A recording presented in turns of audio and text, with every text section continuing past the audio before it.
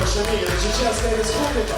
На сцену выносят флаги 14 регионов России – Калмыкии, Башкортостана, Оренбургской, Новосибирской областей, Татарстана и других. Юные таланты сегодня участвуют в первенстве России по спортивному программированию. Это 70 школьников. Все они победители и призеры Всероссийской олимпиады по информатике. Россия единственная страна, которая признала пока спортивное программирование как вид спорта. Прежде всего, этот вид спорта обусловлен, наверное, течением времени, необходимостью.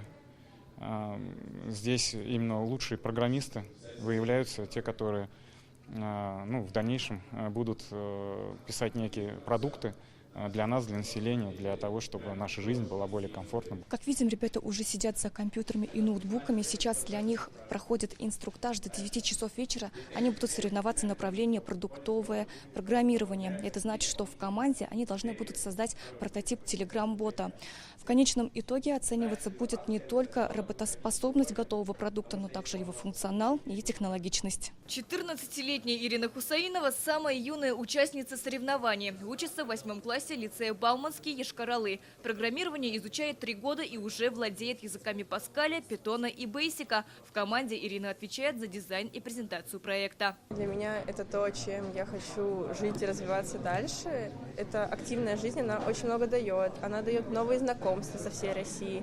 Она дает новые знания, опыт, который можно применить и дальше. Татарстанскую команду представляют лицеисты Иннополиса. Один пишет программу прототипа Telegram-бота, второй подключает его к базе данных, третий создает презентацию. 17-летний Эмиль Набиуллин настроен на победу. До этого он уже не раз участвовал во всероссийских олимпиадах. В будущем видит себя производственным программистом. Хочу остаться в России, потому что это моя родная страна, я здесь вырос, я здесь стал программистом, здесь я этому научился. И как-никак надо все восстанавливать. Все компании, которые от нас ушли, все-таки надо заполнять эту дыру. Оценивать школьников будут по скорости и количеству решенных задач. Настрой положительный на победу. Это более углубленное изучение своей отрасли и понимание вообще того, как происходит разработка ПО. Впервые нахожусь, в принципе, в Казани, в принципе, в самом Иннополисе. Как по мне, это все находится на высшем уровне, сам университет прекрасный. По словам организаторов, Казань претендует на звание IT-столицы страны. В прошлом году в городе открылся новый технопарк имени Башира Рамеева.